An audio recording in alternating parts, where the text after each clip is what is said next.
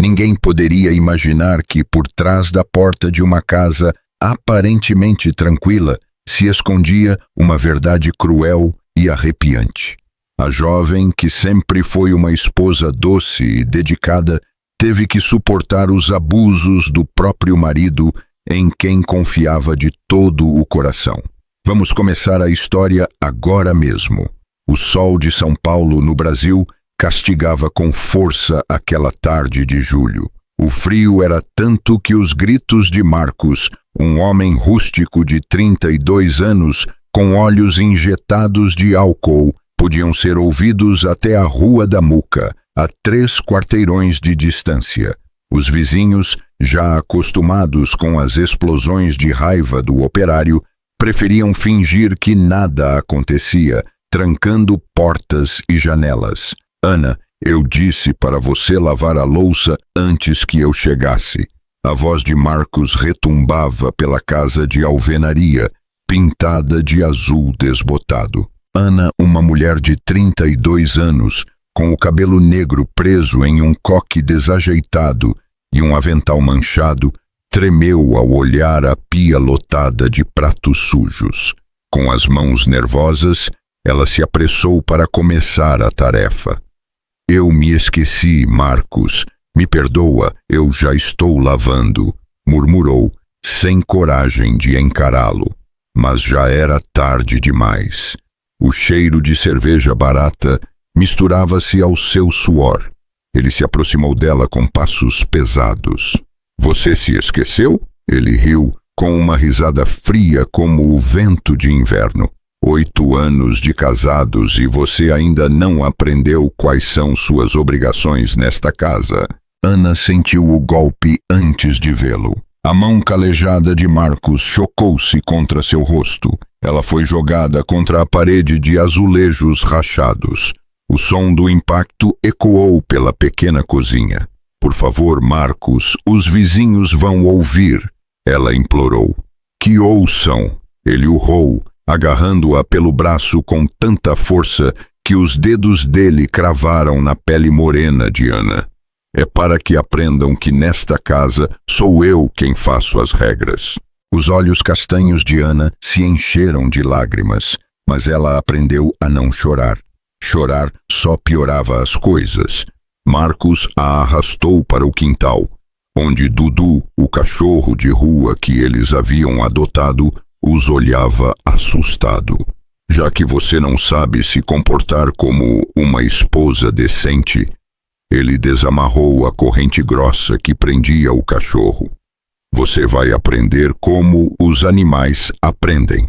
Não, Marcos, por favor, eu prometo que não vai acontecer de novo. Ana suplicou, mas suas palavras foram ignoradas. Com a força que lhe deram anos de carregar tijolos, ele a empurrou contra o tronco da árvore de goiaba. O som da corrente fria fechando-se no pescoço de Ana soou como uma sentença. É aqui que você vai ficar até aprender, disse Marcos, limpando o suor da testa. Quando você entender qual é o seu lugar nesta casa, só então poderá entrar. Sem mais palavras, ele entrou em casa, batendo a porta com tanta força que as janelas tremeram. Ana ficou ali, de joelhos, sentindo o sol de São Paulo começar a se pôr atrás das casas vizinhas. Ao longe, ela ouvia o barulho da televisão e o riso de Marcos, enquanto ele abria mais uma cerveja. Dudu se aproximou lentamente e deitou-se ao lado dela, como se ambos compartilhassem a mesma condição. Ana fechou os olhos e pensou em sua mãe, que morreu 3 anos antes, sem saber do inferno que sua filha estava vivendo. Pensou em suas irmãs, que foram morar nos Estados Unidos, com quem ela tinha perdido contato por causa das proibições de Marcos. Mas, acima de tudo, ela pensou em como tinha chegado àquele ponto, amarrada como um animal no quintal de sua própria casa, sem ninguém no mundo que soubesse onde ela estava ou o que estava acontecendo. A noite caiu sobre o bairro do Brás, e Ana continuou ali, tremendo de frio e de medo, se perguntando se alguém em algum lugar se lembraria dela. A primeira noite amarrada na árvore de goiaba foi a mais longa de sua vida. O frio de julho em São Paulo se infiltrava entre as folhas, e toda vez que ela tentava mudar de posição, a corrente grossa machucava mais seu pescoço. Suas pernas, dobradas na terra úmida, haviam perdido a sensibilidade depois das primeiras 2 horas. Dudu, o cão vira-lata de cor marrom que Marcos havia pegado na rua, se aproximou dela quando as luzes da casa se apagaram. O animal, confuso por ver sua dona na mesma condição que ele, deitou-se ao lado de Ana e a aqueceu durante as horas mais frias da madrugada. Pelo menos você entende, ela sussurrou no ouvido do cachorro, acariciando sua cabeça peluda. Nós dois sabemos o que é ficar acorrentado por ele. De dentro da casa, o ronco de Marcos podia ser ouvido, misturado ao som da televisão que ele havia deixado ligada. De vez em quando, ela ouvia o som de uma cerveja sendo aberta, o que significava que ele havia acordado para continuar bebendo. Ana conhecia aquela rotina. Marcos bebia até desmaiar e, quando acordava no meio da noite, bebia mais para poder voltar a dormir. As horas se passaram como séculos. Ana olhava para as estrelas entre os galhos da árvore, lembrando de quando ela era criança, e sua mãe, Dona Lúcia, contava histórias sobre cada constelação. Sua mãe havia morrido 3 anos antes, sem saber do inferno em que sua filha mais nova vivia. Ana havia conseguido esconder os golpes, as humilhações, o controle absoluto que Marcos exercia sobre cada minuto de sua vida. Mãe, ela sussurrou para o céu estrelado. Eu não sei se você pode me ouvir, mas eu preciso de ajuda. Eu não sei por quanto tempo mais eu vou aguentar isso. O amanhecer chegou com o canto do galo de seu Zé, o vizinho da frente, e o barulho dos caminhões de entrega que começavam seu percurso pelas ruas de paralelepípedos do bairro do Brás. A garganta de Ana estava tão seca que ela sentia como se tivesse engolido areia, e seus lábios estavam tão rachados que haviam começado a sangrar. Às 6 da manhã em ponto, como todos os dias, Marcos saiu de casa. Mas desta vez ele não trazia sua marmita nem sua garrafa térmica de café. Ele trazia uma caneca de esmalte azul, a mesma que Dudu usava para comer, e uma atitude que gelava o sangue. Bom dia, meu amor, ele disse com um sorriso que não alcançava seus olhos pequenos e escuros. Como você passou a noite? Já refletiu sobre seus erros? Ana o olhou de baixo, com o pescoço doído pela posição forçada.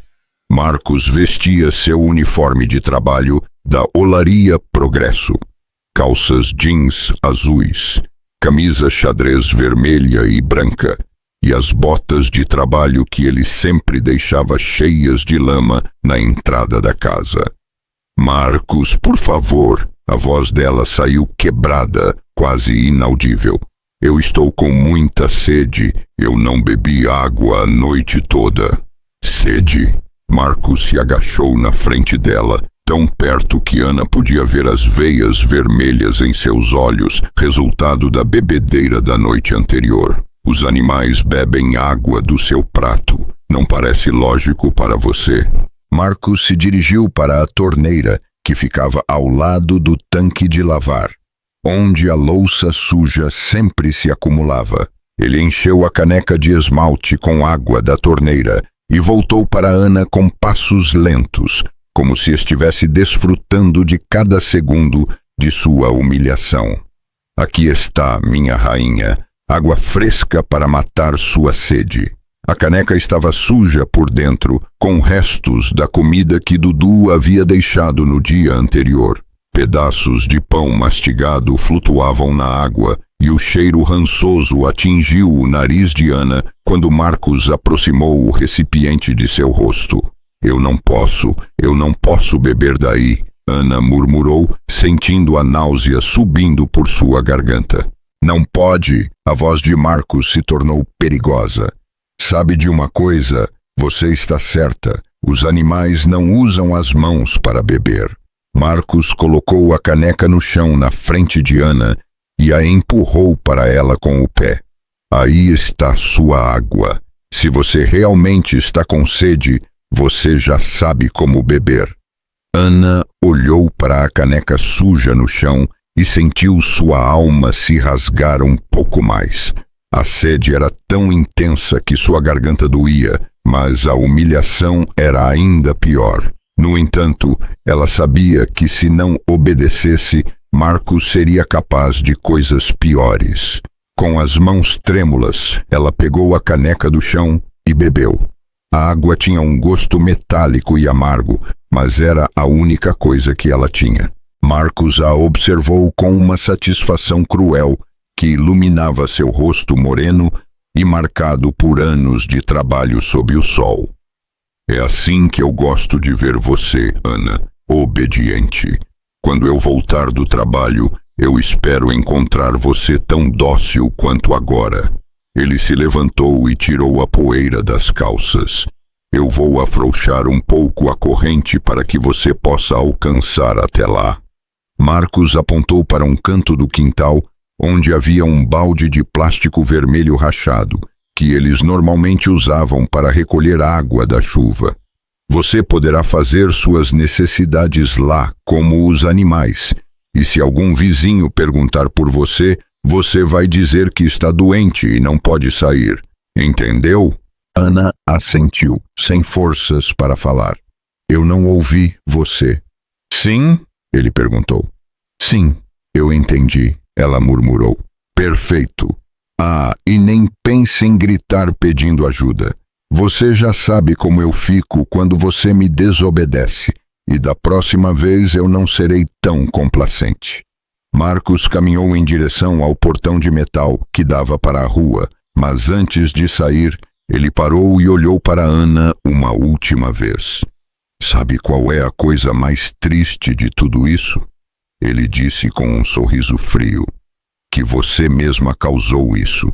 Se você fosse uma esposa como deveria ser, nada disso estaria acontecendo. O portão fechou com um estrondo que ecoou por todo o bairro. Ana ficou sozinha no quintal, mais sozinha do que ela jamais havia se sentido em seus 32 anos de vida.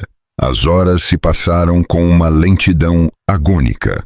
O sol de julho subia no céu limpo e o calor se tornava cada vez mais intenso.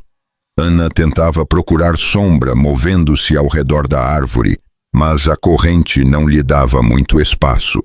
Suas pernas, dormentes por ficar tanto tempo em uma posição desconfortável, mal a respondiam. No meio da manhã, quando o sol já estava forte, ela começou a ouvir os sons diários do bairro. Mulheres lavando roupa em seus quintais, crianças brincando na rua antes de ir para a escola, vendedores ambulantes anunciando seus produtos. Era como ouvir a vida de fora, como se ela não fosse mais parte do mundo dos vivos. Da casa ao lado, a de Dona Lúcia, vinham os sons de uma manhã normal. O barulho do rádio sintonizado em uma estação de música regional, o assobio da panela de pressão cozinhando feijão, a voz de uma mulher cantando enquanto varria o quintal. Ana mal conhecia sua vizinha. Dona Lúcia era uma mulher de 72 anos que vivia sozinha desde que seu marido havia morrido em um acidente em uma fábrica de tecidos 15 anos antes. Ela tinha um neto, Lucas, que a visitava todos os dias depois da escola. Ana os havia visto algumas vezes no mercado do Brás, mas Marcos não a permitia conversar com os vizinhos. As mulheres que conversam com todo mundo são fofoqueiras, ele sempre dizia. Você não precisa de amigas, você me tem. Agora, ouvindo os sons de uma vida normal do outro lado do muro, Ana percebeu o quão isolada ela havia estado durante todos aqueles anos. Marcos havia conseguido cortar todos os seus laços com o mundo exterior. Primeiro, ele a afastou de suas irmãs, depois de suas amigas de infância, depois dos vizinhos, até deixá-la completamente sozinha e dependente dele. A fome começou a se fazer presente perto do meio-dia. Ana não havia comido nada desde o café da manhã do dia anterior e seu estômago começou a fazer barulhos que se misturavam aos latidos distantes de outros cães do bairro. Dudu, que havia permanecido perto dela durante toda a manhã, de repente se levantou e começou a latir para a rua. Era o caminhão de lixo que passava toda terça-feira na Rua da Muca. Ana ouviu os trabalhadores gritando e brincando entre si enquanto recolhiam as latas de lixo de cada casa. Quando eles chegaram em frente à sua porta, um deles gritou: "Ei, seu Marcos, sua lata está muito pesada hoje." Ana quis gritar, quis pedir ajuda, mas ela sabia que se fizesse isso, as consequências seriam terríveis. Marcos tinha contatos em todo o bairro, e qualquer coisa que ela dissesse chegaria aos ouvidos dele antes que ele voltasse do trabalho. A tarde avançou com uma lentidão desesperadora. O calor se tornou insuportável, e Ana sentia sua pele queimar sob o sol implacável. Seus lábios estavam tão ressecados que haviam começado a rachar, e a sede era tão intensa que ela começou a ter alucinações.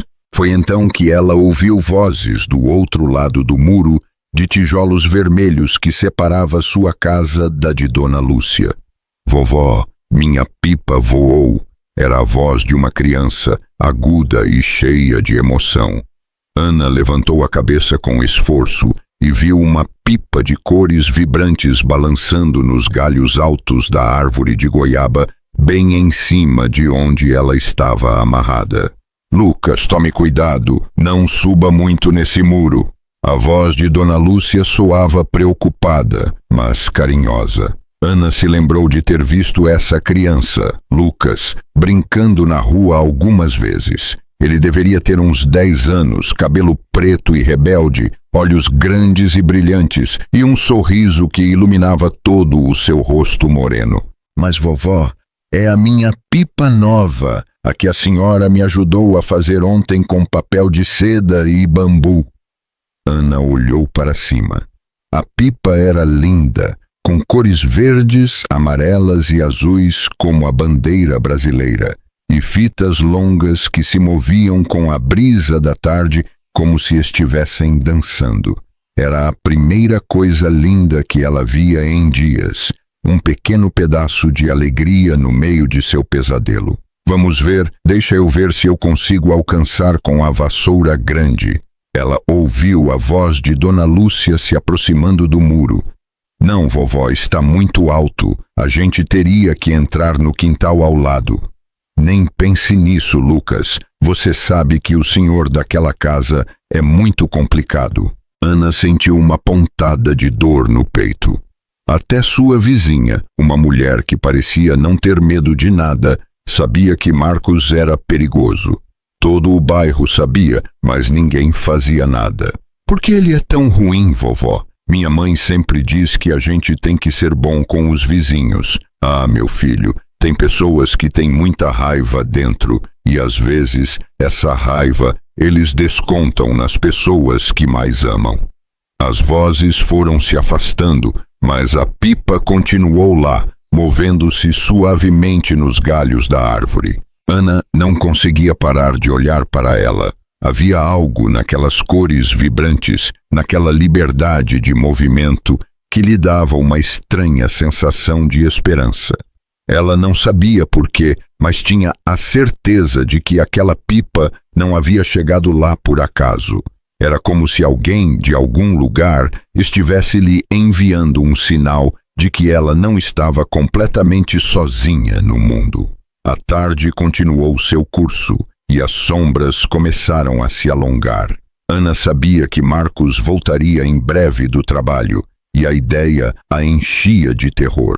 O que mais ele faria com ela? Por quanto tempo mais ele a manteria assim? Mas toda vez que o medo ameaçava consumi-la completamente, ela olhava para cima e via a pipa colorida dançando ao vento, lembrando-a de que em algum lugar do mundo ainda existiam beleza e liberdade. O que Ana não sabia era que na casa ao lado, um menino de 10 anos chamado Lucas não conseguia parar de pensar em sua pipa perdida durante toda a tarde, e que sua avó Lúcia, uma mulher que havia sobrevivido à pobreza, à viuvez e às tragédias da vida, estava começando a suspeitar que algo muito sério estava acontecendo na casa ao lado. O segundo dia amarrada na árvore começou com a chuva fina de julho que fazia o frio entrar nos ossos. Ana havia passado outra noite terrível, acordando a cada hora com as cãibras nas pernas e a dor latejante no pescoço, onde a corrente havia deixado uma ferida aberta que já começava a infeccionar. Marcos havia saído mais cedo que o normal, às 5:30 da manhã, mas não sem antes se certificar de que Ana entendesse perfeitamente sua situação. Hoje eu tenho turno dobrado na olaria, ele havia dito enquanto calçava as botas de trabalho, ainda com o hálito cheirando a cerveja. Eu não vou voltar até muito tarde, então você tem o dia todo para pensar em como você foi uma esposa ruim.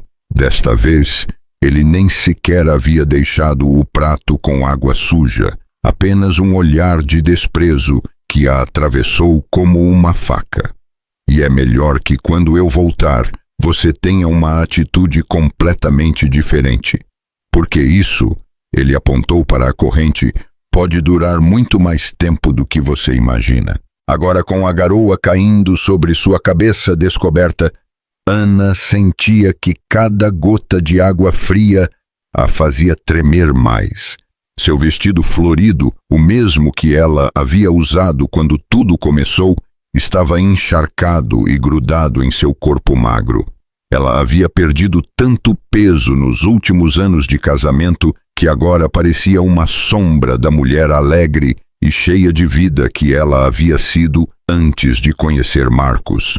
Dudu, o cachorro que agora compartilhava seu destino, havia se refugiado sob os galhos mais grossos da árvore de goiaba, mas de vez em quando se aproximava dela e lambia sua mão, como se entendesse que eles estavam unidos pelo mesmo sofrimento. Pelo menos você tem pelo para se proteger do frio, Ana sussurrou, acariciando a cabeça úmida do animal. Eu já nem sei mais meu próprio nome. A chuva aumentou perto das 8 da manhã, justo quando os primeiros movimentos nas casas vizinhas começavam a ser ouvidos. Da casa de Dona Lúcia vinha o aroma de café recém-passado e o som do rádio matinal sintonizado na Rádio da Quebrada, a estação que todas as senhoras do bairro ouviam enquanto faziam as tarefas domésticas. Ana fechou os olhos e tentou se transportar mentalmente para tempos melhores. Ela se lembrou de quando tinha 17 anos e trabalhava na loja de tecidos de seu Pedro, no centro de São Paulo. Ela era boa com números e tinha um talento especial para combinar cores e texturas. As clientes sempre pediam que ela as atendesse quando queriam fazer um vestido para alguma ocasião especial. Você tem um bom olho para a moda, Ana, seu Pedro dizia. Você deveria estudar design, você tem talento para isso. Mas então, Marcos entrou em sua vida. Ele apareceu em uma tarde de sexta-feira na loja, pedindo tecido para que sua mãe fizesse algumas camisas de trabalho para ele. Ele era alto, moreno, com ombros largos por causa do trabalho físico, e tinha um sorriso que fez com que ela sentisse borboletas no estômago. Qual é seu nome, linda? Ele havia perguntado, enquanto ela cortava o jeans azul que ele havia escolhido. Ana, Ana, ele repetiu como se fosse a palavra mais bonita do mundo. Meu nome é Marcos Silva e a partir de agora eu vou vir comprar tecido toda sexta-feira, só para ver você. E ele cumpriu sua promessa. Toda sexta-feira ele aparecia na loja com alguma desculpa para comprar algo, até que um dia ele se atreveu a convidá-la para tomar um açaí na Praça do Brás. Ana tinha 18 anos quando aceitou se casar com ele, convencida de que havia encontrado o homem de sua vida. Os primeiros meses de casamento foram como um sonho. Marcos era atencioso, carinhoso, a enchia de mimos, levava flores da feira, a ajudava com as tarefas de casa. Ele dizia que ela era a mulher mais linda de toda São Paulo. Ana largou seu emprego na loja de tecidos para se dedicar completamente a ser esposa, exatamente como Marcos havia pedido. Uma mulher casada não precisa trabalhar fora de casa, ele dizia. Seu trabalho é cuidar do seu marido e do seu lar. Mas pouco a pouco, as coisas começaram a mudar. Primeiro foram pequenos comentários sobre a sua forma de se vestir, de falar, de cozinhar. Depois vieram as proibições. Ela não podia sair sozinha, não podia falar com homens, não podia visitar suas irmãs sem a permissão dele. Quando Ana protestava, Marcos ficava furioso. Eu trabalho o dia todo como um animal para te dar tudo o que você precisa, ele gritava. O mínimo que você pode fazer é me obedecer.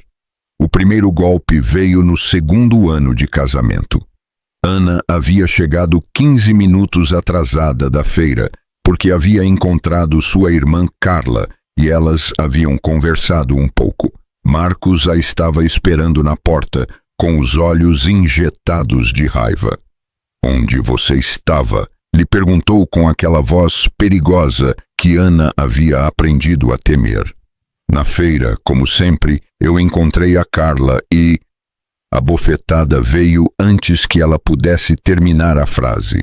Foi tão forte que a jogou no chão e por vários segundos ela não conseguiu ver nem ouvir nada. Essa sua irmã é uma má influência, ele berrou. Ela te enche a cabeça de ideias estúpidas.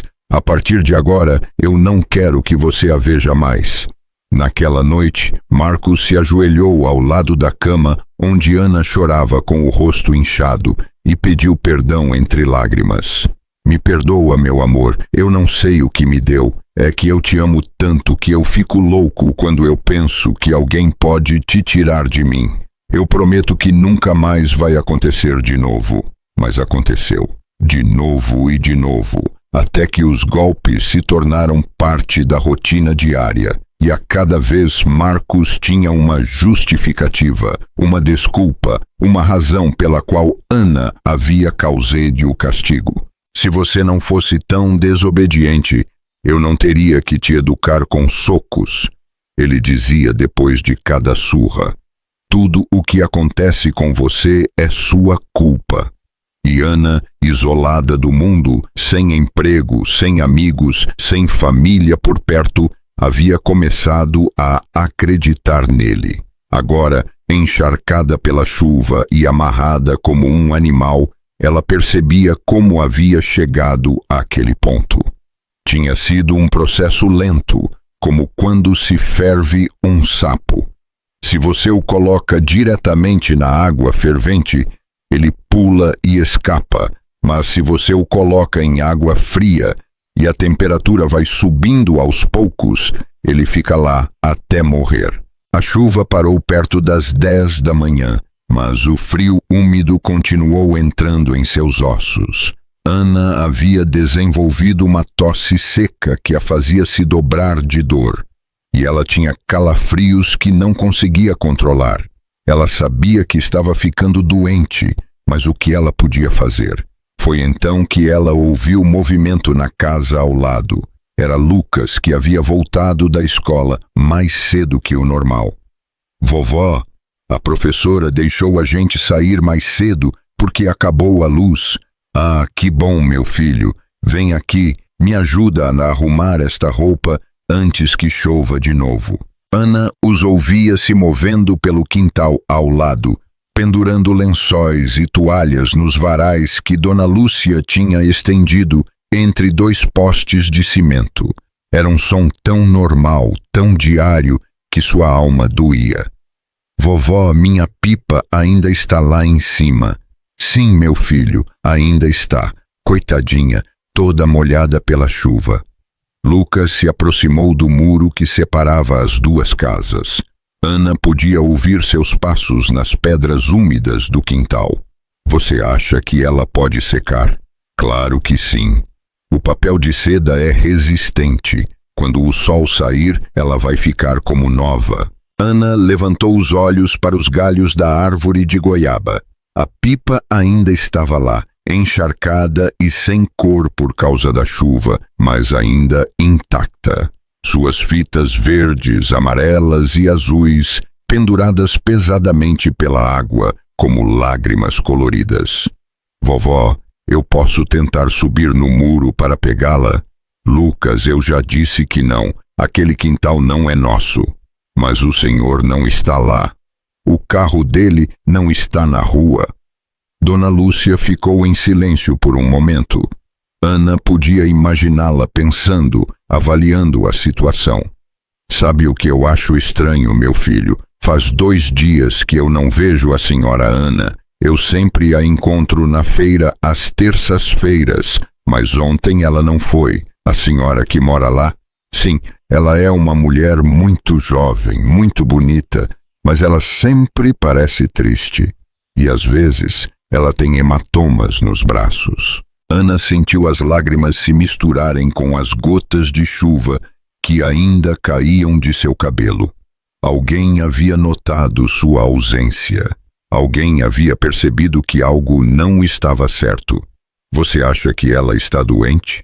Eu não sei, Lucas, mas algo me diz que aquela pobre mulher precisa de ajuda. Naquele momento, Lucas fez algo que mudaria tudo para sempre. Sem dizer nada para sua avó, ele se aproximou mais do muro e gritou para o quintal de Ana. Senhora Ana, a senhora está bem? O grito da criança ecoou por todo o quintal silencioso. Ana sentiu seu coração acelerar. Ela queria responder, queria gritar para ele que a ajudasse, mas ela tinha tanto medo das consequências que não conseguiu emitir um som.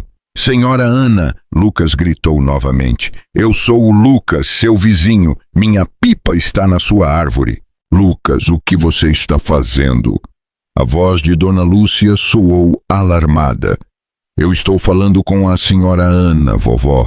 Talvez ela esteja doente e precise de ajuda. Dona Lúcia se aproximou rapidamente de onde seu neto estava. Ana podia ouvir seus passos apressados nas pedras molhadas. Senhora Ana, Dona Lúcia gritou com sua voz forte e clara. Eu sou Lúcia, sua vizinha. A senhora está bem? Ana abriu a boca para responder, mas apenas um gemido rouco saiu. Sua garganta estava tão machucada pela sede e pelo frio que ela mal conseguia emitir sons. Ela não responde, vovó. Eu ouvi alguma coisa, como um gemido. Dona Lúcia ficou em silêncio por um momento e Ana pôde sentir que ela estava pensando, avaliando a situação. Lucas, vá para casa e pegue a escada pequena, a que eu uso para trocar as lâmpadas. Para quê, vovó? Eu vou dar uma olhada para ver o que está acontecendo. Algo me diz que aquela mulher está com problemas. Lucas correu em direção à casa, com seus tênis molhados, pulando nas poças de água que a chuva havia deixado. Ana sentiu uma mistura de esperança e terror. Finalmente, alguém havia percebido que algo ruim estava acontecendo, mas o que Marcos faria se descobrisse que os vizinhos haviam interferido? Alguns minutos depois, Lucas voltou arrastando uma escada de alumínio pequena. Ele e sua avó a colocaram contra o muro de tijolos vermelhos. Tome cuidado, vovó. Está escorregadio por causa da chuva. Não se preocupe, meu filho. Eu já subi escadas mais perigosas que esta. Dona Lúcia, apesar de seus 72 anos, subiu os degraus com a agilidade de alguém que havia passado a vida inteira trabalhando com as mãos. Quando sua cabeça grisalha apareceu sobre o muro, seus olhos se encontraram diretamente com os de Ana. O que ela viu a deixou sem palavras por vários segundos. Ali, ajoelhada ao lado da árvore de goiaba, estava sua vizinha Ana, encharcada pela chuva, com uma corrente grossa ao redor do pescoço, tremendo de frio e com o olhar mais triste que ela havia visto em toda a sua vida. "Meu Deus!" exclamou Dona Lúcia e quase caiu da escada de choque. "Lucas, corra para casa e pegue a tesoura grande, a que eu uso para cortar o arame do galinheiro." "O que foi, vovó? O que a senhora viu?" "Rápido, meu filho, e traga também a garrafa de água que eu tenho na geladeira." Lucas, sem entender completamente o que estava acontecendo, mas vendo a urgência nos olhos de sua avó, saiu correndo para a casa. Dona Lúcia desceu da escada e começou a empurrá-la para o lado para poder escalar o muro. "Segura firme, minha filha," ela gritou para Ana. "Eu vou tirar você daí agora mesmo." Ana, pela primeira vez em dias, sentiu algo parecido com esperança, mas também sentiu um terror profundo. Se Marcos voltasse e encontrasse Dona Lúcia em seu quintal, ele seria capaz de machucar não apenas ela, mas também aquela senhora corajosa e seu neto. Com as poucas forças que lhe restavam, ela tentou avisá-la do perigo. "Não, perigoso, ele pode voltar." Mas Dona Lúcia já havia tomado uma decisão. Ela já havia visto sofrimento suficiente em sua vida para ficar de braços cruzados quando podia fazer algo a respeito. "Não se preocupe com nada, minha filha," ela disse, enquanto terminava de ajeitar a escada contra o muro. "Ninguém merece ser tratado como um animal, e enquanto eu tiver forças neste corpo velho, eu não vou permitir que isso continue acontecendo." Lucas voltou correndo com a tesoura grande em uma mão e uma garrafa de água fria na outra, mas quando ele viu sua avó se preparando para escalar o muro, ele parou. "Vovó, o que a senhora está fazendo? Por que a senhora quer passar para o quintal ao lado?" Dona Lúcia se virou para seu neto com uma expressão que Lucas nunca havia visto antes. Seus olhos castanhos, normalmente cheios de doçura, agora brilhavam com uma determinação férrea que o lembrava das histórias que ela contava sobre a época da ditadura, quando as mulheres tinham que ser fortes para proteger suas famílias. "Meu filho, a senhora Ana está em grave perigo. O marido dela a tem amarrada como se fosse um animal e ela precisa de nossa ajuda." Lucas sentiu seu estômago revirar. Em seus 10 anos de vida, ele havia ouvido falar de coisas ruins que aconteciam com as mulheres, mas ele sempre pensou que eram histórias de televisão, não coisas que aconteciam na vida real, e muito menos em sua própria rua. "Amarrada como o Dudu?" "Pior que o Dudu, meu filho, muito pior." Dona Lúcia pegou a tesoura e a garrafa de água e, com uma agilidade que surpreendeu até a ela mesma, começou a escalar o muro de tijolos. Suas mãos enrugadas, mas fortes, encontraram apoio nas irregularidades dos tijolos, e seus pés, calçados com sandálias de plástico, se agarraram a cada saliência. "Vovó, tome cuidado. Os tijolos estão molhados por causa da chuva. Não se preocupe, Lucas. Eu já escalei coisas mais perigosas que este muro." Quando Dona Lúcia conseguiu passar para o outro lado, e seus pés tocaram a terra úmida do quintal de Ana, ela tirou um momento para avaliar a situação por completo. O que ela viu a encheu de uma raiva que ela não sentia desde que seu próprio marido havia morrido naquele acidente, que poderia ter sido evitado se o patrão tivesse respeitado as medidas de segurança. Ana estava em piores condições do que ela havia conseguido ver do muro. Seu vestido florido não estava apenas encharcado, mas rasgado em vários lugares. Ela tinha feridas nos joelhos por ficar tanto tempo ajoelhada na terra áspera, e a corrente ao redor de seu pescoço havia deixado uma marca vermelha e inchada que já começava a infeccionar. Ai, criatura, o que esse desgraçado fez com você? Dona Lúcia se aproximou lentamente de Ana, como se aproxima de um animal ferido, com cuidado para não assustá-la mais do que ela já estava. Quando ela colocou sua mão enrugada no rosto frio e úmido de Ana, a mulher mais jovem começou a chorar com um som que partia a alma. Por favor, Ana murmurou com a voz quebrada. Por favor, vá embora. Se ele te encontrar aqui, ele vai te machucar também. Há quanto tempo você está aqui, minha filha? 2 dias? Eu acho. Eu já não sei mais. Dona Lúcia examinou a corrente que cercava o pescoço de Ana. Era a mesma corrente grossa que ela havia visto que eles usavam para o Dudu, mas Marcos a havia prendido com um arame torcido de uma maneira complicada que exigia tempo e paciência para desfazer. Lucas! Ela gritou para o muro. Dá uma olhada e me diga se você vê o carro do seu Marcos na rua. Lucas subiu na escada que havia ficado encostada no outro lado e espiou para a rua da Muca. Não, vovó, ele não está. A rua está vazia. Perfeito. Minha filha, ela se dirigiu a Ana. Meu nome é Lúcia. Eu sou sua vizinha do lado. Eu vou tirar você daqui agora mesmo. Ana quis protestar novamente, mas Dona Lúcia já havia começado a trabalhar no arame que mantinha a corrente fechada. Seus dedos, que haviam passado décadas costurando, bordando e consertando todo tipo de coisas, tinham uma habilidade especial para desfazer nós complicados. Tome, beba um pouco de água, mas devagar.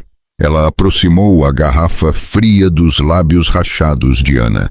Quando se tem muita sede, a gente tem que beber aos poucos para não piorar. A água fria desceu pela garganta machucada de Ana como se fosse o líquido mais doce do mundo. Cada gota a fazia se sentir mais humana, mais viva. Era a primeira vez em 2 dias que alguém a tratava com gentileza, que alguém a tocava sem a intenção de machucar. Porque a senhora está me ajudando, Ana sussurrou. Dona Lúcia parou seu trabalho por um momento e olhou para Ana diretamente nos olhos. Porque 40 anos atrás, quando eu era jovem como você, eu também tive um marido que me batia. E ninguém me ajudou, ninguém fez nada, mesmo que todo o bairro soubesse o que estava acontecendo. Eu tive que esperar que ele morresse para poder viver em paz. As mãos de Dona Lúcia tremeram levemente enquanto ela continuava a trabalhar no arame. Eu não vou deixar que outra mulher passe pelo mesmo que eu passei. Não enquanto eu tiver forças para fazer algo a respeito. Lucas, que havia estado vigiando do muro, de repente gritou alarmado. Vovó, tem um carro vindo pela rua. Dona Lúcia sentiu seu coração acelerar, mas ela não parou de trabalhar no arame. Seus dedos se moviam com mais urgência, mas sem perder a precisão. É o carro do seu Marcos! Lucas estreitou os olhos para ver melhor através da garoa que havia começado a cair de novo. Não, é o caminhão de refrigerante. Ele já foi. Dona Lúcia suspirou de alívio, mas ela sabia que não tinha muito tempo. Marcos poderia voltar a qualquer momento, e se ele a encontrasse ali, as consequências seriam terríveis para todos. Quase. Ela murmurou enquanto trabalhava na última volta do arame. Quase minha filha. Ana, enquanto isso, não conseguia parar de olhar para aquela mulher de 72 anos que havia arriscado sua própria segurança para ajudar uma vizinha que ela mal conhecia. Dona Lúcia tinha o cabelo completamente grisalho, preso em um coque simples com grampos de plástico. Seu rosto estava marcado por anos de trabalho e sofrimento, mas seus olhos brilhavam com uma bondade que Ana havia se esquecido que existia no mundo. A senhora não me conhece, Ana disse. Por que a senhora está fazendo isso por mim? Porque todas as mulheres são irmãs, minha filha. A dor de uma é a dor de todas. E porque meu neto Lucas tem um coração tão grande que ele não pode suportar ver ninguém sofrendo. Como se tivesse ouvido seu nome, Lucas gritou do muro. Vovó, eu consegui pegar minha pipa. Ela secou um pouco com o vento. Dona Lúcia sorriu, apesar da tensão do momento. Seu neto estava tão preocupado com sua pipa que ele havia encontrado uma maneira de recuperá-la enquanto ela trabalhava para libertar Ana. Que bom, meu filho, mas fique alerta caso alguém venha. Finalmente, depois do que pareceram horas, mas na verdade foram apenas alguns minutos, o arame se soltou o suficiente para que Dona Lúcia pudesse abrir a corrente. Quando o metal pesado se separou do pescoço machucado de Ana, ambas as mulheres choraram. Pronto, minha filha, você está livre. Ana levou as mãos ao pescoço, tocando a pele irritada onde a corrente havia estado. Ela não conseguia acreditar que depois de 2 dias de pesadelo, alguém havia aparecido para libertá-la. Agora vamos sair daqui, disse Dona Lúcia, ajudando Ana a se levantar.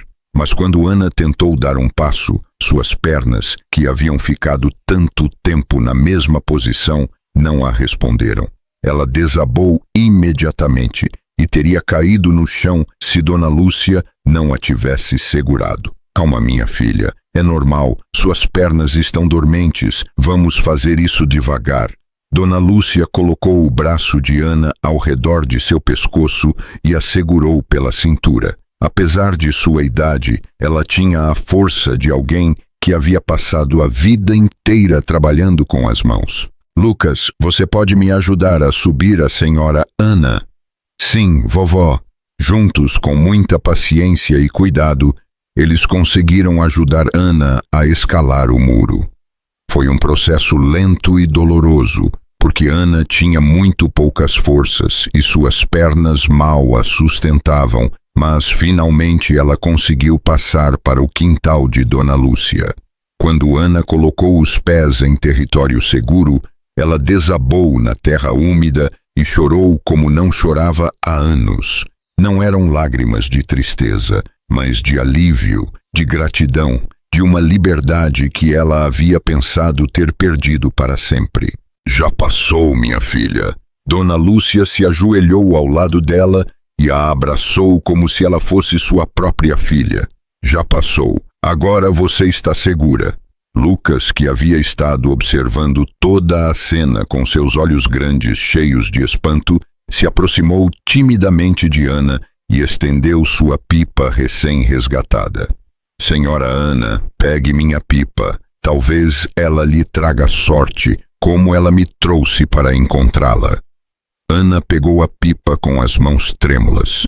As cores verdes, amarelas e azuis brilhavam sob a luz cinzenta da tarde chuvosa e as fitas se moviam suavemente com a brisa. Era a coisa mais linda que eu tinha visto em muito tempo. Obrigada, ela murmurou, olhando para Lucas com um sorriso que era o primeiro sorriso verdadeiro que ela tinha dado em anos. Obrigada, meu filho. Dona Lúcia ajudou Ana a se levantar e a guiou para sua casa. Vamos para dentro. Você precisa de roupas secas, comida quente e um lugar seguro para descansar. Mas quando elas estavam prestes a entrar na casa, Elas ouviram ao longe o barulho inconfundível do carro de Marcos. O motor desafinado e o escapamento quebrado anunciavam sua chegada a várias quadras de distância. É ele, Ana gritou, entrando em pânico. Ele vai me matar quando ele perceber que eu não estou. Dona Lúcia a abraçou forte e a olhou diretamente nos olhos. Me escute bem, Ana.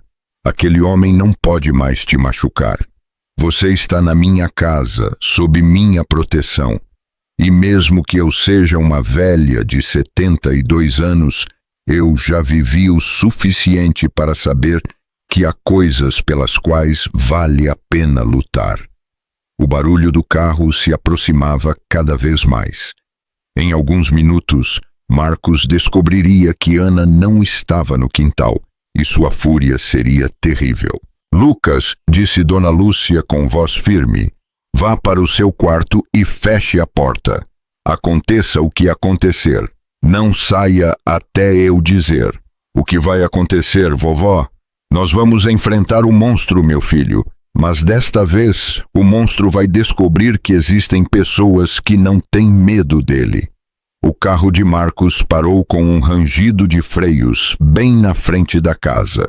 O motor tossiu várias vezes antes de desligar, e o silêncio que se seguiu foi mais aterrorizante do que qualquer barulho. Ana, que estava sentada no sofá da sala de Dona Lúcia, enrolada em um cobertor de lã, começou a tremer incontrolavelmente. Ele vai perceber que eu não estou. Ela sussurrou com os olhos cheios de terror. Ele vai saber que alguém me ajudou. Dona Lúcia se aproximou da janela que dava para a rua e espiou através das cortinas de tecido florido. Marcos havia descido do carro e caminhava em direção à sua casa com passos pesados. Ele vestia o uniforme de trabalho sujo e encharcado pela garoa e carregava uma sacola de papel marrom que provavelmente continha mais cervejas. Ele está muito bêbado, Dona Lúcia murmurou. Ele cambaleia ao caminhar. Do quarto de trás, a voz assustada de Lucas foi ouvida. A senhora já pode sair, vovó? Não, meu filho. Fique aí até eu dizer. Dona Lúcia fechou as cortinas e se dirigiu a Ana, que agora tremia tanto que o cobertor havia caído de seus ombros. Seu vestido florido, embora não estivesse mais encharcado, ainda estava sujo e rasgado, e as marcas vermelhas em seu pescoço pareciam mais pronunciadas sob a luz amarelada da lâmpada da sala. Minha filha, me escute bem. Dona Lúcia sentou-se ao lado dela e pegou suas mãos frias nas suas. Aquele homem não pode mais te machucar. Você está na minha casa e eu não vou permitir que ele te toque. A senhora não o conhece. Ana negou com a cabeça, com lágrimas escorrendo por suas bochechas. Quando ele fica com raiva, ele é capaz de qualquer coisa. Uma vez, ele quebrou o nariz de um vizinho que reclamou do barulho. Da casa ao lado vieram os primeiros gritos. Marcos havia descoberto que Ana não estava no quintal. Ana, onde você está? Sua voz ecoou por todo o bairro do Brás, como o rugido de uma fera ferida. Os vizinhos que estavam em seus quintais rapidamente entraram em suas casas e fecharam portas e janelas. Todos conheciam aquela voz. Todos sabiam o que significava quando Marcos Silva ficava daquele jeito. Ana, saia de onde você estiver ou vai ser pior para você. Dona Lúcia sentiu a raiva ferver em suas veias. Ela havia ouvido aqueles gritos muitas vezes durante os últimos anos, mas sempre havia preferido não se meter em problemas alheios. Agora, vendo Ana destruída por anos de maus tratos, ela se arrependia de não ter agido antes. Os gritos continuaram por vários minutos, acompanhados do barulho de coisas quebrando. Marcos estava destruindo sua própria casa em busca de Ana, jogando móveis, quebrando pratos, rasgando cortinas. Ele está destruindo tudo. Ana murmurou. Amanhã ele vai colocar a culpa em mim. Amanhã você não vai estar lá para que ele coloque a culpa em nada, disse Dona Lúcia com firmeza. Este pesadelo acaba hoje. De repente os gritos cessaram. O silêncio era ainda mais aterrorizante do que o barulho, porque significava que Marcos estava pensando, planejando o seu próximo movimento. Vizinhos, Marcos gritou do seu quintal. Algum de vocês deve ter visto minha esposa. Quem a estiver escondendo vai se arrepender. Dona Lúcia se aproximou novamente da janela. Marcos havia saído para a rua e caminhava de casa em casa, batendo nas portas com o punho. Seu Zé, abra a porta. Onde está minha mulher? A casa de seu Zé, o vizinho da frente, ficou completamente silenciosa. Nenhuma luz podia ser vista nas janelas, como se toda a família tivesse decidido se tornar invisível. Marcos continuou para a casa ao lado, onde vivia uma família jovem com 3 crianças pequenas. Ei, Dona Carmen, saia aqui. Eu sei que você está por aí fofocando. Onde está a Ana? Também não houve resposta. Marcos chutou o portão de metal com tanta força que o barulho ecoou por toda a rua. Covardes! Todos vocês são covardes! Finalmente Marcos se dirigiu para a casa de Dona Lúcia. Seus passos sobre os paralelepípedos molhados se aproximavam cada vez mais, e Ana começou a hiperventilar. Eu não consigo respirar, ela ofegou. Eu não consigo respirar. Sim, você consegue, minha filha. Respire comigo. Inspire devagar, expire devagar. Dona Lúcia pegou as mãos de Ana e respirou com ela, tentando acalmá-la. Mas por dentro, seu próprio coração batia como um tambor de guerra. Dona Lúcia! A voz de Marcos chegou do outro lado da porta da frente. Eu sei que a senhora está aí dentro. Abra a porta. Dona Lúcia se levantou do sofá e caminhou em direção à porta com passos firmes. Ana tentou detê-la, mas suas pernas ainda não a respondiam completamente. Não abra, por favor, não abra para ele. Calma, minha filha. Já é hora de alguém dizer para aquele animal algumas verdades. Dona Lúcia colocou a mão na maçaneta, mas não abriu imediatamente. Primeiro ela falou através da porta de madeira grossa. O que o senhor deseja, seu Marcos? Dona Lúcia, que bom que a senhora está aí. Eu estou procurando minha esposa. A senhora a viu por acaso? A voz de Marcos havia mudado completamente. Já não era o rugido furioso de alguns minutos atrás, mas um tom suave, quase amigável, como se ele fosse o vizinho mais educado do bairro. Não, seu Marcos, eu não a vi. É que ela desapareceu de casa e eu estou muito preocupado. Talvez ela esteja doente e perdida por aí. Dona Lúcia conhecia aquele jogo. Ela havia ouvido seu próprio marido usar o mesmo tom falso quando falava com os vizinhos depois de lhe dar uma surra. Se eu a vir, eu aviso, ela respondeu secamente. A senhora poderia abrir a porta? Eu gostaria de perguntar se a senhora não ouviu algo estranho na casa ao lado. A armadilha estava armada. Marcos queria entrar para procurar Ana, mas ele estava pedindo de maneira educada para não parecer suspeito. Eu não posso abrir, seu Marcos. Meu neto está doente e eu não quero que ele pegue nada. Não se preocupe, Dona Lúcia. É só um minutinho. A voz de Marcos começou a mostrar sinais de impaciência. Dona Lúcia sabia que ela tinha que ser muito cuidadosa. Um homem como Marcos era capaz de chutar a porta se ele se sentisse diretamente desafiado. Eu realmente não posso, seu Marcos. Se eu ver sua esposa, eu bato na porta para avisá-lo. Houve um longo silêncio do outro lado da porta. Dona Lúcia podia imaginar Marcos parado ali, tentando decidir o que fazer. Suas opções eram limitadas. Ele não podia forçar a entrada na casa de uma vizinha sem ter uma desculpa sólida, mas ele também não podia ir embora sem ter certeza de que Ana não estava ali. Está bem, ele disse finalmente. Mas se a senhora souber de alguma coisa e não estiver me dizendo, a senhora vai ter sérios problemas. Eu não sei de nada, seu Marcos. Tenha uma boa noite. Dona Lúcia ouviu os passos de Marcos se afastando de sua porta, mas ela sabia que ele não havia ido embora. Ele provavelmente estava escondido em algum lugar, vigiando a casa para ver se havia algum movimento suspeito. Ela voltou para o sofá, onde Ana ainda tremia sob o cobertor. Ele foi embora? Ele se afastou da porta, mas ele provavelmente está rondando por aí. Esse tipo de homem não desiste tão fácil. Como se tivesse adivinhado seus pensamentos, a voz de Marcos chegou do quintal de sua própria casa, mas agora gritando em direção à casa de Dona Lúcia. Dona Lúcia, eu sei que a senhora está com minha mulher aí dentro.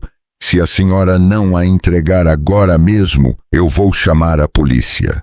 Dona Lúcia não pôde evitar soltar uma risada amarga. A polícia, esse desgraçado sabe perfeitamente que a polícia não vai dar ouvidos a uma denúncia de mulher desaparecida, especialmente vindo dele. No bairro do Brás, como em muitos bairros pobres de São Paulo, a polícia tinha assuntos mais importantes para atender do que as disputas domésticas. E Marcos sabia disso. A senhora tem até amanhã para devolvê-la, senão a senhora vai se arrepender. A ameaça pairou no ar úmido da noite como uma nuvem negra. Dona Lúcia sabia que Marcos falava sério. Ele era capaz de machucar ela e Lucas se ele achasse que era necessário para recuperar Ana. Minha filha, ela disse a Ana, eu preciso que você me diga a verdade. Você tem família para onde possa ir? Algum lugar onde esse homem não possa te encontrar? Ana ficou em silêncio por um momento pensando. Fazia tantos anos que Marcos a havia isolado de todos que ela já nem sabia se sua família a ajudaria. Eu tenho 2 irmãs, ela murmurou finalmente. Carla e Paula, mas elas moram longe, nos Estados Unidos. E eu não falo com elas há mais de 5 anos. Você tem os telefones delas? Eu tinha, mas Marcos me tirou meu caderno de endereços há muito tempo. Ele disse que eu não precisava falar com ninguém além dele. Dona Lúcia ficou pensativa. Ela conhecia essa história. Era a mesma que ela havia vivido e a mesma que milhares de mulheres em todo o Brasil viviam. Os maridos abusivos sempre começavam por isolar suas vítimas de família e amigos. Você sabe em que cidade elas estão? Carla mora em Los Angeles, Paula em Chicago, mas eu não sei os endereços exatos. Não importa. Amanhã de manhã, bem cedo, nós vamos para o centro, para o correio e telégrafo. Lá eles podem nos ajudar a entrar em contato com elas. Lucas apareceu na entrada da sala com os olhos grandes cheios de preocupação. Vovó, o senhor Mal já foi embora. Venha aqui, meu filho. Dona Lúcia o abraçou forte. Ele ainda está lá fora, mas ele não pode nos machucar. Nós estamos seguros dentro de casa. Lucas olhou para Ana com curiosidade infantil, mas também com uma compaixão que surpreendia em alguém tão jovem. Senhora Ana, o seu pescoço dói muito. Ana tocou instintivamente as marcas que a corrente havia deixado. Um pouquinho, meu filho, mas ele vai sarar. Minha vovó tem uma pomada que cura tudo. Ela coloca em mim quando eu ralo os joelhos jogando bola. Dona Lúcia sorriu, apesar da tensão do momento.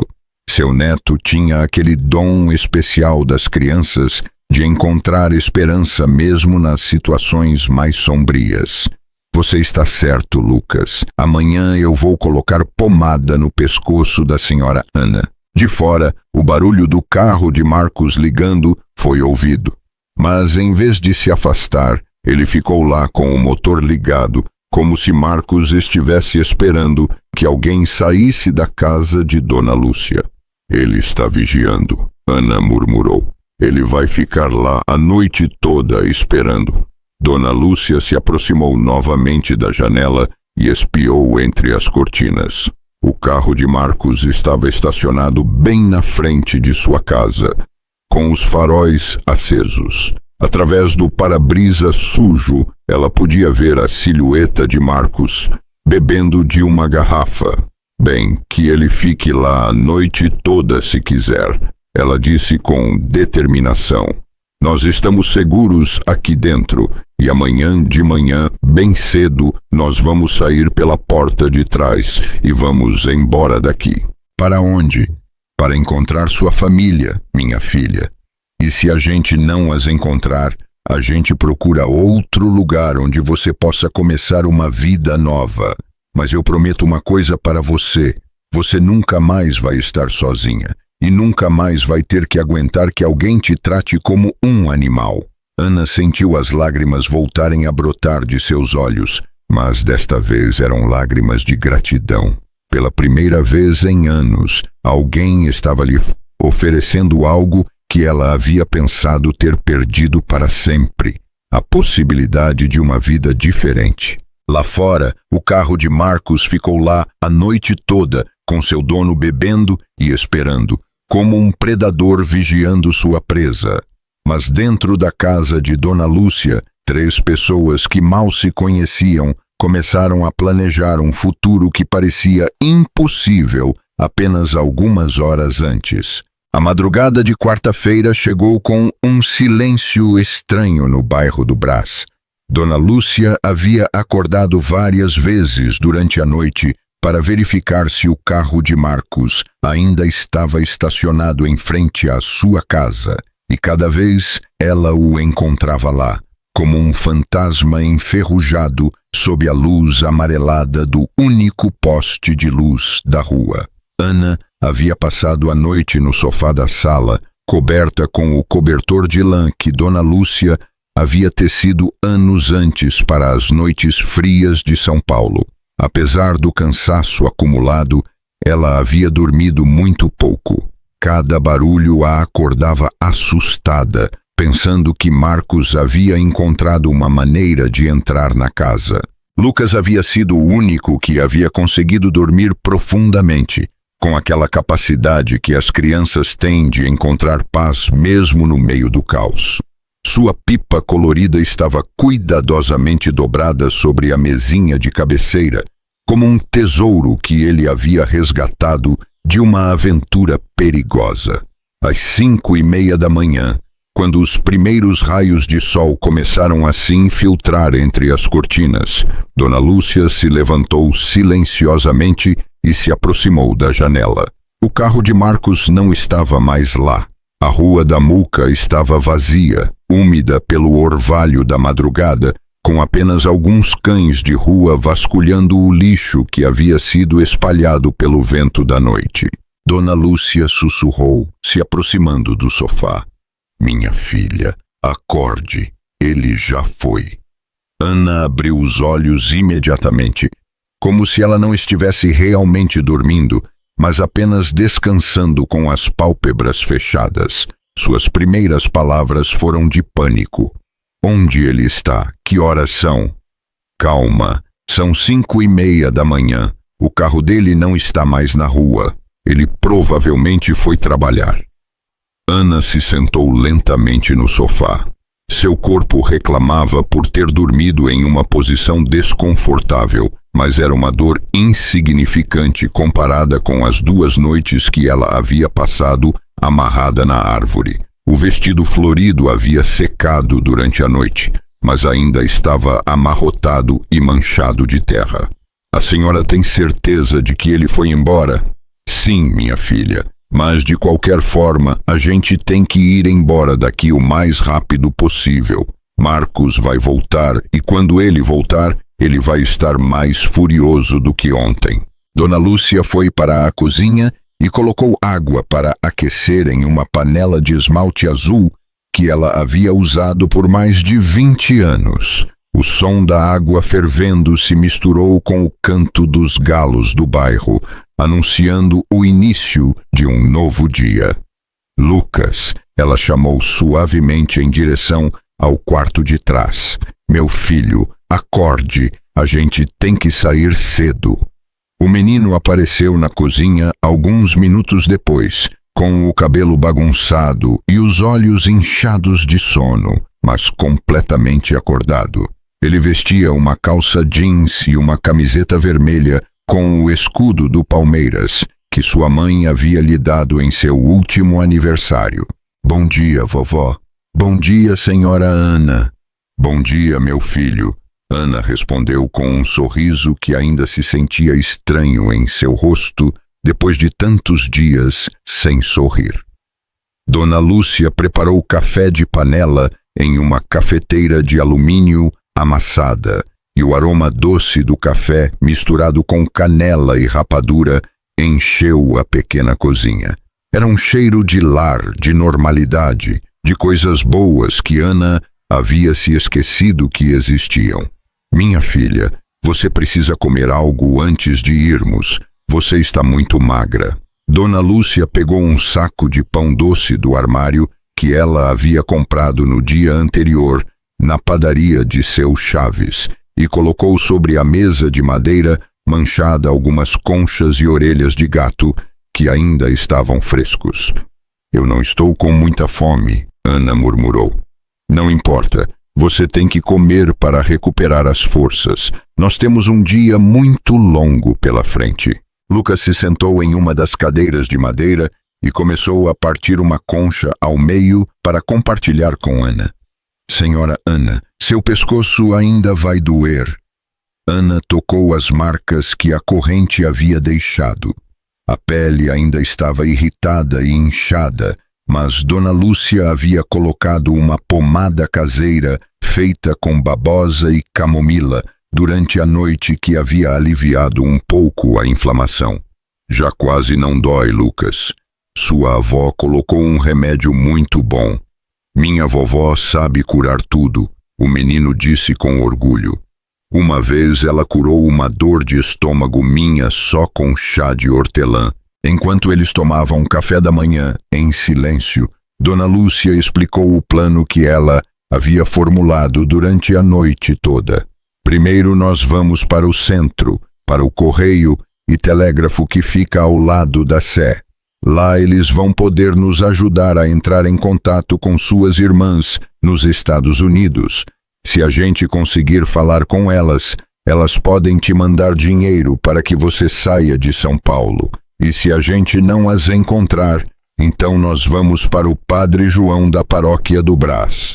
Ele conhece muita gente e com certeza pode nos ajudar a encontrar um lugar para você ficar enquanto você decide o que fazer com sua vida. Lucas ouvia a conversa com atenção, como se ele fosse um adulto na mesa. A senhora Ana vai embora para sempre? A pergunta da criança pairou no ar como uma nuvem pesada. Ana não havia realmente pensado nas implicações de deixar São Paulo. Era a cidade onde ela havia nascido, onde estavam todas as suas memórias de infância, onde sua mãe estava enterrada. Mas também era a cidade onde Marcos poderia encontrá-la facilmente. Eu não sei, meu filho, ela respondeu honestamente. Talvez eu tenha que ir para longe para ficar segura. Mas se a senhora for, como a gente vai saber se a senhora está bem? Dona Lúcia colocou sua mão enrugada na cabeça de Lucas. Meu filho, às vezes as pessoas têm que ir para longe para poder ser felizes.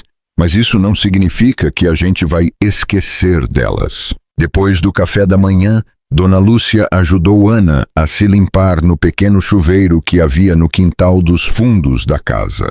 Ela lhe emprestou um vestido azul de algodão que ela havia guardado de quando era mais jovem e umas sandálias de couro que eram um pouco grandes, mas eram mais confortáveis do que os sapatos molhados que ela havia usado. "Você está muito bonita, minha filha", ela disse, enquanto escovava o cabelo preto de Ana, que havia ficado embaraçado por dias. Quando uma mulher se arruma, ela se sente mais forte por dentro. Ana se olhou no pequeno espelho que Dona Lúcia tinha pendurado na parede do banheiro. Ela quase não se reconheceu. Sem os hematomas frescos, sem as roupas sujas, sem a expressão de terror constante, ela parecia uma pessoa completamente diferente. "A senhora realmente acha que eu posso começar uma vida nova?" "Claro que sim, minha filha. Você tem 32 anos. Você é jovem, você é inteligente, você é trabalhadora. O mundo está cheio de possibilidades para uma mulher como você." Às 7 da manhã, quando o bairro começava a despertar com o barulho dos caminhões de entrega e as vozes das mulheres varrendo suas calçadas, Dona Lúcia, Lucas e Ana saíram pela porta dos fundos da casa. Dona Lúcia levava em sua bolsa de tecido todo o dinheiro que ela tinha economizado, R$ 200 que ela havia guardado para comprar sapatos novos para Lucas quando as aulas começassem. Lucas levava sua pipa cuidadosamente dobrada debaixo do braço, como se fosse um amuleto da sorte. Eles caminharam pelas ruas de paralelepípedos do bairro, evitando a Rua da Muca, onde a casa de Marcos ficava.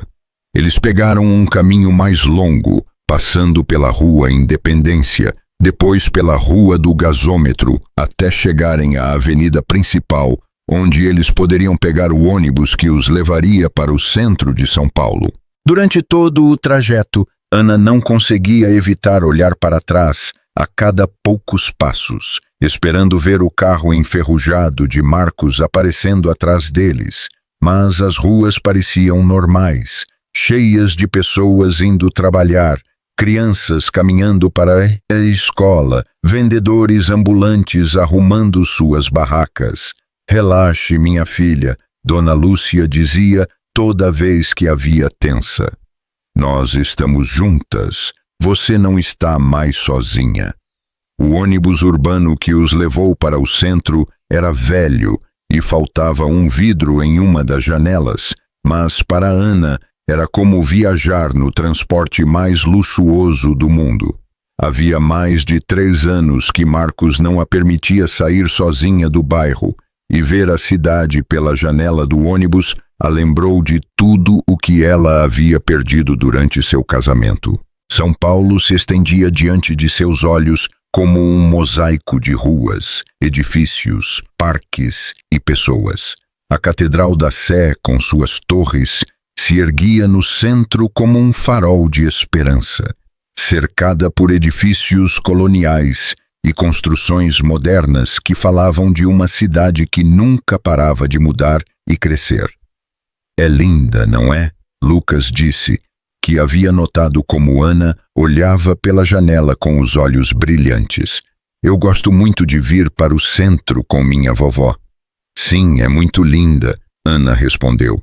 "Eu havia me esquecido o quão linda ela é." Quando eles desceram do ônibus na praça principal, Dona Lúcia pegou Ana pelo braço e a guiou para o correio e telégrafo que ficava em um edifício de pedra rosa ao lado da catedral. "Agora nós vamos encontrar sua família, minha filha. E quando a gente as encontrar, sua vida vai mudar para sempre." Mas nenhuma das 3 pessoas que caminhavam pela praça naquela manhã sabia que Marcos havia decidido não ir trabalhar naquele dia. Ele havia passado a madrugada toda bebendo e planejando sua vingança, e agora ele estava percorrendo o bairro casa por casa, perguntando a todos os vizinhos se eles haviam visto algo suspeito na noite anterior. E um desses vizinhos, seu Zé, havia visto Dona Lúcia, Lucas e uma mulher que se parecia muito com Ana, saindo pela porta dos fundos da casa e caminhando em direção à avenida principal. A caçada havia começado. O correio e telégrafo no centro de São Paulo Era um edifício velho de pedra rosa, com tetos altos e janelas grandes que deixavam entrar a luz dourada da manhã. O lugar cheirava a papel velho e tinta, e estava cheio do som constante das máquinas de escrever e do barulho dos aparelhos de telégrafo. Dona Lúcia se aproximou do balcão principal, onde um homem mais velho com bigode grisalho e óculos grossos atendia os clientes com a paciência de quem havia passado a vida inteira conectando famílias separadas pela distância. Bom dia, seu Antônio. Dona Lúcia cumprimentou, que conhecia o funcionário há anos. Dona Lúcia, que bom ver a senhora. Como está seu neto Lucas? Muito bem, obrigada. Ele está aqui comigo. Lucas cumprimentou timidamente de trás de sua avó. Seu Antônio, nós precisamos da sua ajuda. Minha amiga Ana está procurando suas irmãs que moram nos Estados Unidos. Seu Antônio olhou para Ana com olhos bondosos. Ele havia visto centenas de mulheres como ela ao longo de sua carreira. Mulheres que haviam perdido contato com suas famílias e precisavam desesperadamente reencontrá-las. A senhora tem alguma informação sobre elas? Nomes completos, cidades onde elas moram, algum telefone? Ana se aproximou do balcão com as mãos trêmulas. Ela havia passado o caminho todo tentando se lembrar de todos os detalhes que ela podia sobre suas irmãs. Uma se chama Carla Vaz de Santos. A última vez que eu soube dela, ela morava em Los Angeles. A outra é Paula Vaz de Souza e mora em Chicago, mas eu não tenho endereços nem telefones. Há quanto tempo a senhora não fala com elas? 5 anos. A voz de Ana se quebrou. Meu marido não me deixava manter contato com elas. Seu Antônio assentiu compreensivamente. Ele havia visto aquela história muitas vezes. Não se preocupe, senhora. Nós temos contatos com os correios e telégrafos em todas as grandes cidades dos Estados Unidos. Nós podemos mandar mensagens perguntando por suas irmãs. Durante as próximas 2 horas, seu Antônio trabalhou incansavelmente enviando telegramas para Los Angeles e Chicago. Ele usou todos os dados que Ana podia se lembrar. Os nomes de solteira de suas irmãs, os nomes de seus maridos, os bairros onde elas haviam morado quando saíram do Brasil, até mesmo os nomes de alguns amigos em comum. Lucas havia se sentado em um banco de madeira perto da janela e havia desdobrado sua pipa, não para soltá-la, mas para admirar suas cores sob a luz do sol que entrava pelo vidro. A pipa havia se tornado seu amuleto da sorte e ele a levava para todos os lugares desde o dia anterior. Senhora Ana, ele disse, enquanto ela esperava nervosa ao lado do balcão, a senhora acha que suas irmãs vão te reconhecer quando as encontrarem? Ana sorriu com tristeza. Eu não sei, Lucas. Já se passaram muitos anos. Talvez elas nem se lembrem mais de mim. Impossível, interveio Dona Lúcia. Uma irmã nunca se esquece de outra irmã. O amor de família é a coisa mais forte que existe no mundo. Às 11 da manhã, quando eles já haviam enviado todos os telegramas possíveis e só restava esperar pelas respostas, seu Antônio sugeriu que eles fossem almoçar e voltassem à tarde. As respostas dos Estados Unidos podem demorar várias horas para chegar. Eu sugiro que vocês vão caminhar pela praça, se distraiam um pouco e voltem por volta das 3 da tarde. Eles saíram do correio e telégrafo e caminharam em direção à praça principal, onde os vendedores ambulantes já haviam montado suas barracas com frutas frescas, pastéis, coxinhas e caldo de cana. O aroma da comida fez o estômago de Ana roncar alto, lembrando-a de que ela mal havia comido um pedaço de pão doce o dia inteiro. Vamos comer algo, disse Dona Lúcia, indo em direção a uma barraca de pastel que cheirava especialmente bem. Você precisa recuperar as forças, minha filha. Eles se sentaram em cadeiras de plástico ao redor de uma pequena mesa e pediram pastéis, coxinhas de frango e caldo de cana. Para Ana, que havia passado anos comendo apenas o que Marcos lhe permitia, e quando ele decidia o que ela podia comer, era como um banquete. Está delicioso, ela murmurou, enquanto comia o primeiro pastel em muito tempo, sem medo de que alguém o tirasse dela ou a repreendesse por comer demais. Lucas comia com o apetite de uma criança de 10 anos que havia caminhado muito naquela manhã, mas de vez em quando ele olhava para a rua como se estivesse procurando por algo. "O que foi, meu filho?" Dona Lúcia perguntou. "Nada, vovó. Eu só estou olhando para as pessoas que passam." Mas Lucas não estava apenas olhando para as pessoas. Ele havia notado um carro velho e enferrujado que havia passado 2 vezes pela mesma rua nos últimos 10 minutos, e algo em seu instinto de criança lhe dizia que isso não era normal. Depois do almoço, eles caminharam pela praça principal, admirando a Catedral da Sé e os edifícios coloniais que cercavam o centro histórico de São Paulo. Ana sentia como se estivesse redescobrindo uma cidade que ela havia se esquecido que existia. "Quando eu era criança", ela contou a Lucas enquanto eles caminhavam, "minha mãe me trazia aqui todos os domingos depois da missa. A gente comprava sorvete e se sentava nos bancos para ver as pessoas passarem." "Sua mãe já morreu?" "Sim, há 3 anos. Ela morreu sem saber o quão mal eu estava com Marcos." Lucas pegou a mão de Ana com aquela naturalidade que as crianças têm para oferecer conforto. Talvez ela soubesse, e por isso ela fez com que minha pipa fosse para o seu quintal, para que a gente pudesse te encontrar.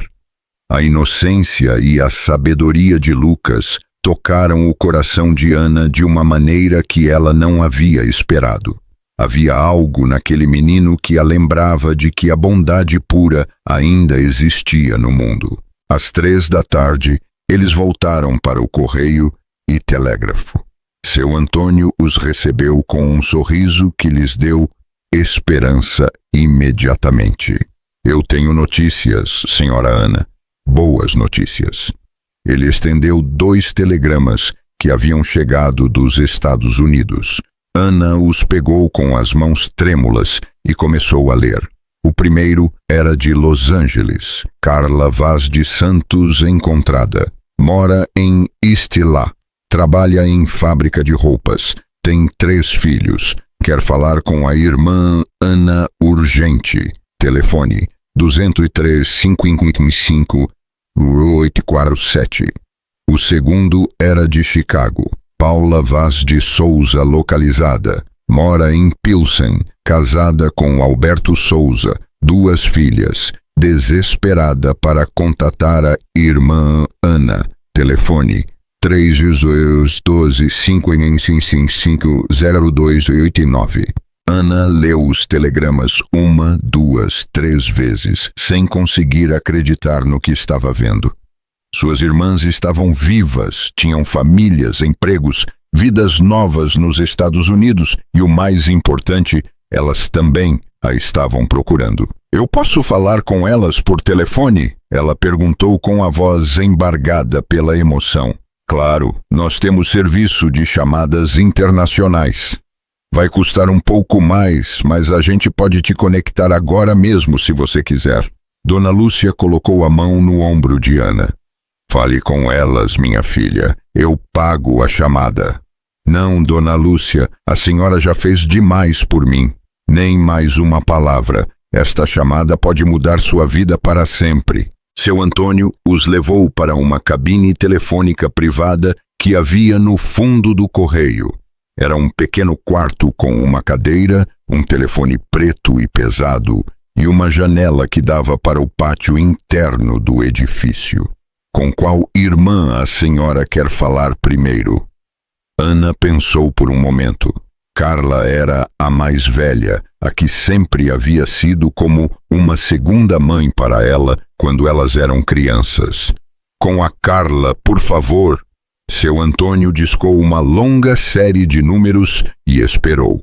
Depois de vários toques, uma voz feminina foi ouvida do outro lado da linha. Seu Antônio falou em inglês por alguns momentos, explicando a situação, e depois passou o telefone para Ana. Carla, Ana, é você mesmo. A voz de Carla veio de Los Angeles, carregada de emoção, lágrimas e 5 anos de preocupação acumulada. Carla, eu não consigo acreditar que é sua voz. Irmã, nós estivemos procurando por você por anos. Eu e a Paula mandamos cartas, telegramas, perguntamos a todos os conhecidos em São Paulo, mas ninguém sabia nada de você. Marcos ele não me deixava falar com vocês. Houve um silêncio do outro lado da linha, e quando Carla voltou a falar, sua voz soava diferente, mais séria. Aquele homem te machucou, Ana. Ana começou a chorar sem controle. Por anos, ela havia ficado em silêncio sobre seu sofrimento, e agora, ouvindo a voz de sua irmã mais velha, todas as palavras que ela havia contido começaram a sair como um rio transbordado. Sim, Carla, ele me machucou muito. Por anos, eu não sabia como escapar. Eu pensei que eu nunca mais ia ver vocês de novo. Aquele desgraçado, eu vou matá-lo com minhas próprias mãos. Carla, eu preciso de ajuda. Eu preciso sair de São Paulo antes que ele me encontre. Claro, me escute bem, Ana. Agora mesmo eu vou te mandar dinheiro para que você compre uma passagem de avião para Los Angeles. Você tem que vir para cá com a gente. Eu e a Paula vamos cuidar de você. De verdade? Vocês de verdade querem me ajudar depois de tantos anos? Claro que sim. Você é nossa irmã. A família nunca abandona a família. A conversa continuou por mais 20 minutos. Carla explicou para Ana como sua vida em Los Angeles havia sido. Ela falou de seus 3 filhos, de seu emprego em uma fábrica onde eles faziam roupas para lojas de departamento, de como ela havia aprendido inglês e se tornado uma cidadã americana. Aqui você pode começar uma vida nova, Ana. Tem emprego, tem oportunidades e o mais importante, tem liberdade. Ninguém nunca mais vai te machucar. Quando a ligação terminou, Ana estava chorando, mas sorrindo ao mesmo tempo. Pela primeira vez em anos, ela tinha um futuro para esperar. O que elas disseram, minha filha? Perguntou Dona Lúcia com ansiedade. Elas vão me mandar dinheiro para uma passagem de avião. Elas querem que eu vá morar com elas em Los Angeles. Lucas aplaudiu com emoção. Que bom, senhora Ana. A senhora vai ser livre como minha pipa. Mas sua celebração foi interrompida por seu Antônio, que se aproximou deles com uma expressão preocupada. Senhora Ana, tem um homem lá fora perguntando pela senhora. Ele diz que é seu marido e que está muito preocupado porque a senhora desapareceu de casa. O coração de Ana parou. Através da janela do correio e telégrafo, ela pôde ver o carro enferrujado de Marcos estacionado bem em frente ao edifício. Marcos estava parado ao lado do carro, com os braços cruzados e uma expressão que prometia violência. Como ele nos encontrou? Dona Lúcia murmurou. Seu Antônio parecia confuso. Há algum problema? O senhor parecia muito educado quando perguntou pela senhora. Aquele homem me ameaçou, Ana disse com voz trêmula. Se ele me encontrar, ele vai me matar. O senhor quer que eu chame a polícia? Não adianta nada, respondeu Dona Lúcia. A polícia não se mete em problemas de família. Marcos havia começado a caminhar em direção à entrada do edifício. Seus passos lentos e deliberados sobre os paralelepípedos da rua soavam como uma contagem regressiva para o desastre. Existe outra saída? Perguntou Dona Lúcia urgentemente. Sim, pela parte de trás, mas vocês vão ter que passar pelo pátio e sair pela rua de trás. Lucas, que havia estado observando tudo com seus olhos grandes cheios de medo, de repente teve uma ideia. Vovó, e se a gente soltasse minha pipa pela janela? Talvez ele se distraia vendo como ela voa. Era uma ideia de criança, mas Dona Lúcia a considerou seriamente. Marcos já estava entrando no edifício e eles precisavam de qualquer distração que pudessem conseguir. Faça isso, meu filho. Solte-a por aquela janela que dá para a rua. Lucas desdobrou sua pipa rapidamente e a colocou contra a janela. O vento da tarde a pegou imediatamente e a elevou para o céu azul de São Paulo, onde ela começou a voar com suas fitas verdes, amarelas e azuis, tremulando como bandeiras de liberdade. Agora, disse Dona Lúcia, vamos pelos fundos. Eles saíram correndo pelo pátio de trás do edifício, enquanto a pipa de Lucas voava alto sobre a praça principal, distraindo por alguns segundos preciosos Marcos, que havia parado para olhar para aquelas cores vibrantes que dançavam no céu como uma mensagem de esperança. A perseguição pelas ruas estreitas do centro histórico de São Paulo se transformou em uma corrida desesperada pela liberdade.